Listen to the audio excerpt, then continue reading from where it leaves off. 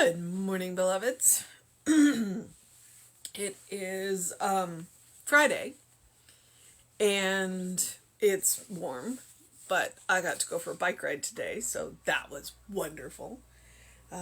Best thing about biking is you create your own breeze.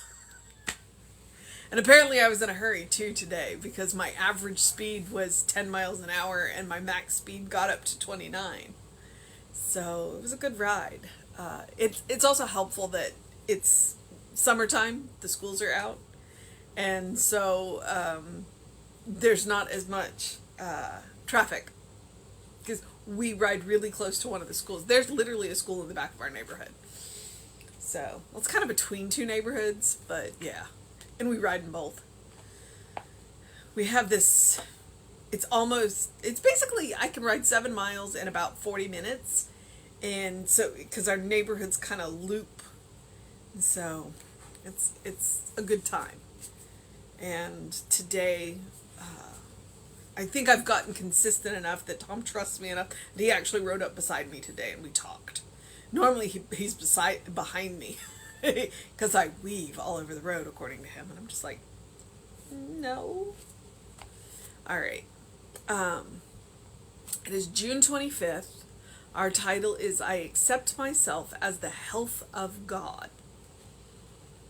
Mind is the only reality of which men and all other natures are better or worse reflectors. That's Emerson. All right, so let's see what Ernest and Raymond have to say. The natural state of all life is health. Life is so organized that under normal circumstances it must be health. Left to its own devices, the action of God in man maintains him in health. Therefore, I let the divine be in me what it planned to be, and my health is automatic. I remove every mental and emotional obstruction to the already perfect intelligence governing my body.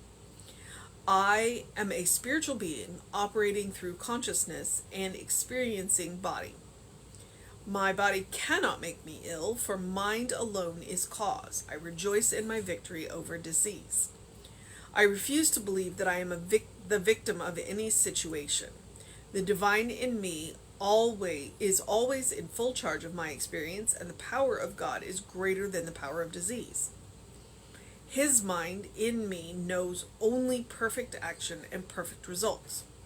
I join with God in the knowledge of perfect man, perfect life, and perfect health. I erase from my own subconscious any pattern, ideal, or belief that is contrary to God. I know that deep within me is the cleansing action of the Spirit, and my soul is delivered of all evil. I am healed by the perfect thought of the divine mind. My consciousness is alerted to truth. My body responds to health. Today I shall have all of the energy, vitality, and strength I shall need to accomplish without strain. I shall have power at every moment. I shall have wisdom in every decision. God can never desert me, and his indwelling action shall maintain me in ease of body and clarity of thought. His mind is my mind now. I am strong, fearless, and creative. I have nothing to fear and no evil to anticipate. The radiant, eternal health of God is in every cell of my body, and the one mind maintains this health in me today. Okay. In a treatment situation, that is fantastic. And then for the rest of the time, it'll make us a little crazy.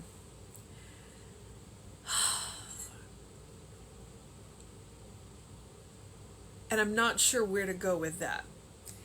Because we have free will. We make choices. But we also live in relationship. And so we encounter situations that we are not fully aware of, and that impacts our health.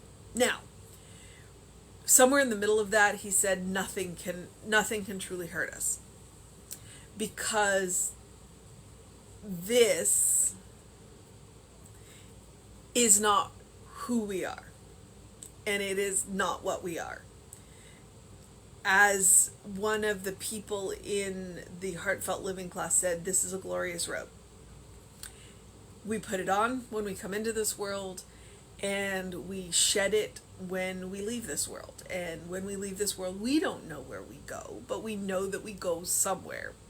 We believe that we, the essential part of us, continues on.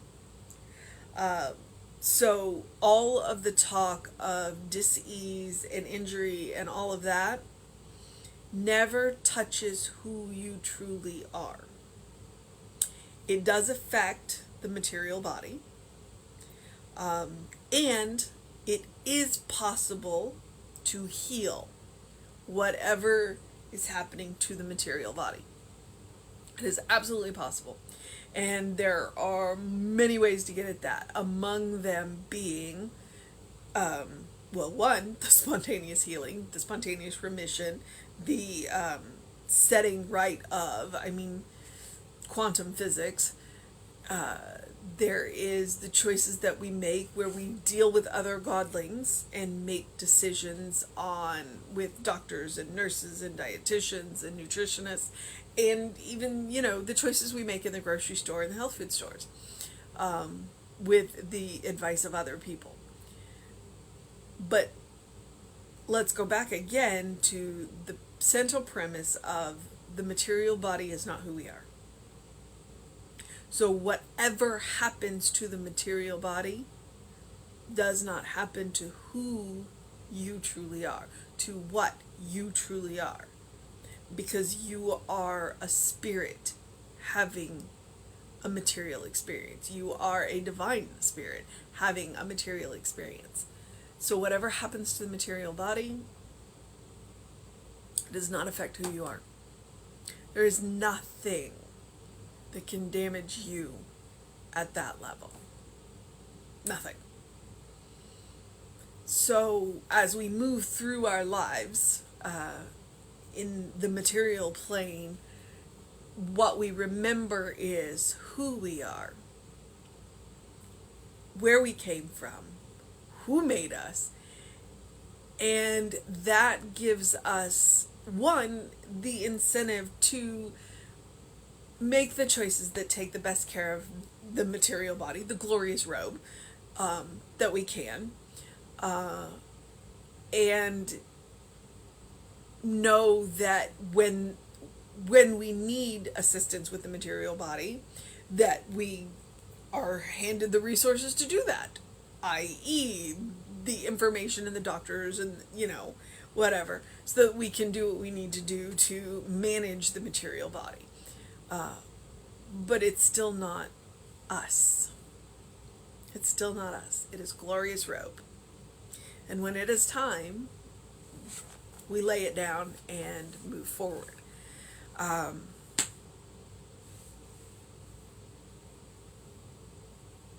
it is about knowing who your source is. I accept myself as the health of God. I accept myself as the health of God.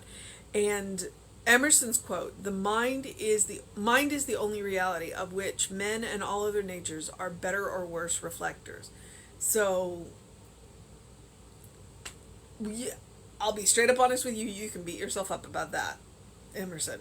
So, take Emerson with a grain of knowing who you are. All right. So the natural state of all life is health. The life is so organized that under normal circumstances, it must be health. Okay. There are a whole lot of places where we have not been living under, the last year has not been normal circumstances, okay? So, I'm glad he said that. I guess I missed that the first time through. Life is so organized that under normal circumstances it must be health. Well, there's been nothing normal about the last year, the last year and a half. Left to its own devices, the action of God in human maintains us in health. If you look at abandoned places where humans no longer live, nature will take over and heal itself. Absolutely. Go look at Google abandoned places. Google abandoned places. Even in Chernobyl, which is one of the worst nuclear disasters that we have ever dealt with, the land is healing itself. The land is healing ourselves. Frequently, we're the ones that get in the way. Therefore, I let the divine in me be in me what it planned to be, and my health is automatic. I let the divine in me be what it planned to be. I am a child of God, and God wants me to be happy. God wants us to be happy. And if we're willing to relax rather than white knuckle, one, it'll lower our stress. And we know that stress is really bad for the material form. So that right there, just, it's like, let go and let God. It comes on multiple levels. I remove every mental and emotional obstruction to the already perfect intelligence governing my body. And frequently, mental and emotional. I mentioned stress. Stress is really bad for the body. So if I can let that go, I am a spiritual being operating through consciousness and experiencing body. My body cannot make me ill, for the mind alone is cause. So the body cannot make me ill. The body may be ill, but I am not. I am not. So it's kind of a mind twist. It is kind of a mind twist to think about that. Mind alone is cause. I rejoice in my victory over disease. I refuse to believe that I am a victim in any situation. The divine in me is always in full charge of my experience, and the power of God is greater than the power of disease. God's mind in me knows only perfect action and perfect results. I join with God in the knowledge of perfect human, perfect life, perfect health. I erase from my own subconscious any pattern, ideal, or belief that is contrary to God. How many of us have patterns and beliefs and ideals that speak to ill health? How many of us believe? I mean, how many times have I in my day job quoted to somebody, well, with prostate issues, it's not if, it's when. If you live long enough, you're going to have problems with the prostate. That's race consciousness. Why am I buying into that? Especially when I know that and then that's the whole argument, is that I know that there are steps that we can take when we are younger that can, not do that. There are cares that we can take of the physical body, the material body, that can, halt some of that. And those are choices that we have to make. And those are choices that we are making to take care of the glorious robe. I just love that, the glorious robe, that we wear. And we do that because we know who we are. We make choices to take care of ourselves because we know who we are.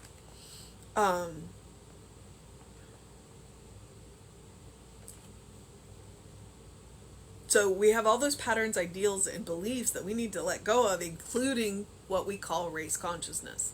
Just because everybody believes it doesn't mean I have to. I know that deep within me is the cleansing action of spirit, and my soul is delivered of all evil. Now remember, what we say that evil is it's not a power in and of itself. It is the misuse of the law, the misuse of the power that we are granted. It is the misuse of it. It's like we all have the same power, and when we use it to benefit ourselves and others, then we are using it correctly. And when we use it to harm others, that's evil. When we use it to harm ourselves, when we use it to harm others. You can make a decision that benefits only you as long as it doesn't harm anybody else. That's where that line is. It's like, who does it help? You. Okay. Who does it hurt? No one. Then you're good. Who does it help? Everyone? Well, fantastic. Who does it hurt? No one. That's even better. You know? So it's like, don't hurt anybody and benefit people. And then you're never going to err on the side of evil. I am healed by the perfect thought of the divine mind. My consciousness is alerted to the truth. I know who I am. I know who you are. Do you know who you are? A beloved child of God. My body responds to health. Today, I shall have all of the energy, vitality, and strength. Say that to yourself when you wake up in the morning. I have all of the energy, vitality, and strength I shall need to accomplish without strain. I have the power at every moment. I shall have the power at every moment. We have the power at every moment because it is coming from an inexhaustible source. All we have to do is be open and willing. I shall have the wisdom in every decision. Again, it is inexhaustible. It is always available. The question becomes, are we open and willing? We have to be open to accepting it, to be willing to accept it.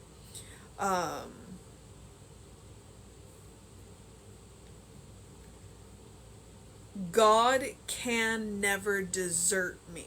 God can never desert me because I'm made from, I am made of, and God indwells me because I am a part of God. I am God having an experience as me. You are God having an experience as you.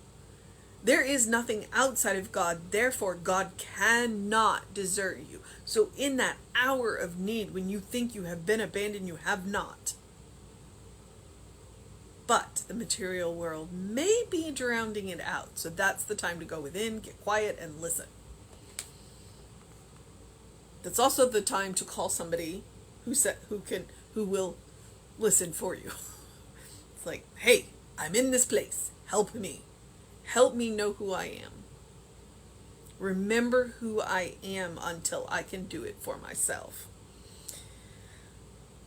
God's indwelling action shall maintain me in ease of body and clarity of thought. God's mind is my mind now. I am strong, fearless, and creative. I have nothing to fear and no evil to anticipate. I know who I am. I will use my power appropriately. And I surround myself by people who use their power appropriately. The radiant, eternal health of God is in every cell of my body, and the one mind maintains this health in me today. The one mind maintains our health all of the time. All right, so our mission today, should we choose to accept it, is to erase from our own subconscious any pattern, ideal, or belief that is contrary to God. Not a small one, right? Like, wait, we spend our entire lives unlearning the stuff that we have learned. That's what it is. That is what the mission today is. To unlearn what we have learned. To unlearn race consciousness. To unlearn the concept of disease. And to learn who we are. To remember that this glorious robe is not who we are. Therefore, what happens to the glorious robe doesn't happen to who we are at the core of us. The core of us is spirit. The core of us is that divine splinter, the divine spark of God. And at no time can God leave us, because we literally live and move and have our being within God, because there's nothing outside of it. There's nothing outside of God, because there's no outside. There's no outside. All it is God. So I encourage you, as I always do something loving for yourself, do something kind for yourself, do something compassionate for yourself, whatever it looks like. Whatever it looks like. Do what you need to do to take care of yourself. We are granted free will. But we still have the responsibility of listening. Yes, we get to make choices, but we should listen. All right, do something loving, do something kind, do something compassionate, whatever it looks like today. The sun was full bore this morning. Although it's that time of year where you wake up in the morning and there's no clouds, and then by the time, the heat starts to really kick in, the clouds start to form from the moisture in the air, because where we live is humid. And then you have bursts of thunderstorm like we did yesterday. It was interesting. For 2 days in a row, I've watched the storm clouds kind of roll in through the blue sky. It's been amazing. So get your face full of sun early. It will definitely help to set your day off. Please drink plenty of water, because it is a hot one out there. Take care of yourself. Take care of your glorious robe. Do the things. Go to the doctor. Eat things that taste good and feel good and nourish your body. Drink the water. Rest. That's super important for taking care of the glorious robe.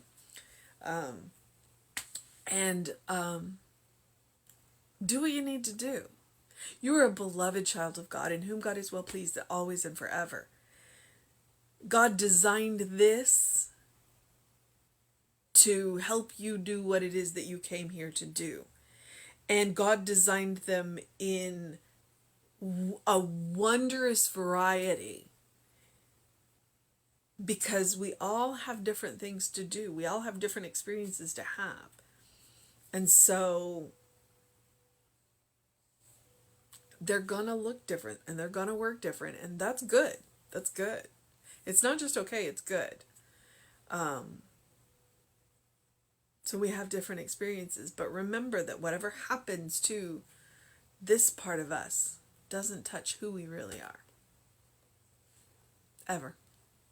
That will always be healthy, whole, and complete.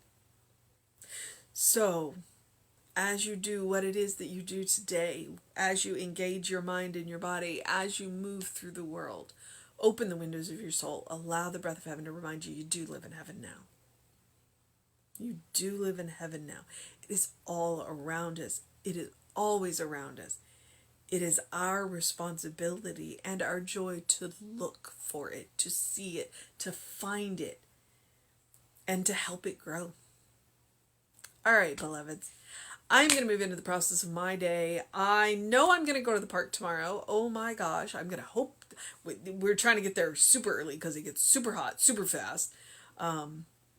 And I know that I will come home a sweaty mess, but it will be fun and I will enjoy it. And I hope that you have things in your life, like going to the park one day a week to play with the squirrels. All right? You don't necessarily have to go to the park to play with squirrels if that's not your thing, but find something that feeds your soul. Find something that feeds your soul. It's super important. All right, beloveds. Have a wonderful day. Reverend David will be on with you around 5 p.m. today. I will be back with you at 9 a.m.-ish. Know that you're loved.